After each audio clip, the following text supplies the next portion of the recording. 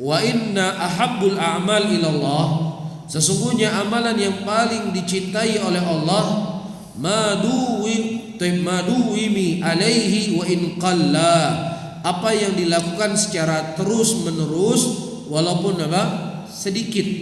Wa kana alu Muhammadin, dan keluarganya Muhammad, idza amilu amalan athbutu, ketika mereka beramal dengan sebuah amalan, maka mereka akan uthbutu, mereka akan terus menerus beramal dengan amalan tersebut. Ya, jangan malam ini karena semangat sholat malamnya Masya Allah lebih dari 11 rakaat. Ya, bacanya nggak tanggung-tanggung, 11 rakaat 10 juz dibaca, semangat luar biasa. Malam besok sudah turun jadi 5 rakaat. Malam besoknya lagi ya witir 1 rakaat, baca qul huwallahu ahad, selesai. Malam selanjutnya hilang. Ya, ini jauh, ini tidaklah baik, dan jauh lebih baik ketika seseorang sholat malam, dia sholat malam 3 rakaat, dia sholat malam 2 rakaat, kemudian dia tutup 1 rakaat. Itu lebih baik daripada dia sholat seperti yang kita sebutkan tadi kemudian dia tinggalkan. Paham di sini ya? Jelas ayyuhal ikhwah. Jadi amalan yang sedikit secara terus menerus itu lebih dicintai oleh Allah Subhanahu wa ta'ala dibandingkan amalan yang banyak kemudian dia tinggalkan amalan tersebut. Kemudian aku bertanya kepada Ummul Mukminin Aisyah radhiyallahu taala anha, aku berkata kepadanya, "Ya Ummul Mukminin, wahai Ummul Mukminin, kaifa kana amalu Rasulillah sallallahu alaihi wasallam? Bagaimana dulu amalannya Rasulullah sallallahu alaihi wasallam? Hal kana yakhussu syai'an minal ayyam?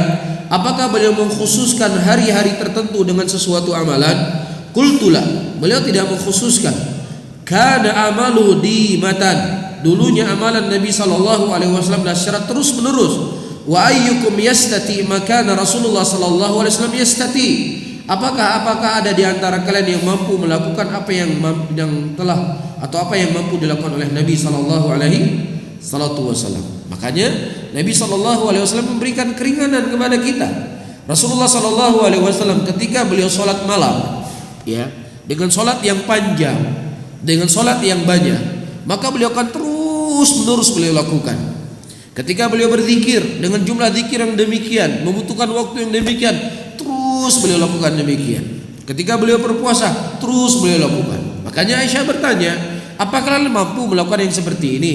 Makanya Rasulullah memberikan kepada kita arahan, kamu melakukan amalan terus menerus seperti saya yang melakukannya, tetapi lebih yang sedikit itu lebih baik daripada kamu ikut saya banyak tetapi kamu tidak istiqomah. Paham di sini ya? Jadi Rasulullah memberikan arahan kepada kita, memberikan petunjuk kepada kita, ikutilah cara aku beribadah. Seakan-akan Rasulullah berkata demikian, ikutilah cara aku beribadah. Bagaimana? Secara terus menerus. Ya. Namun dengan kalian melakukan amalan seperti aku secara terus menerus sedikit itu lebih baik daripada kalian amal banyak kemudian kalian putus-putuskan. Bisa difahami ya?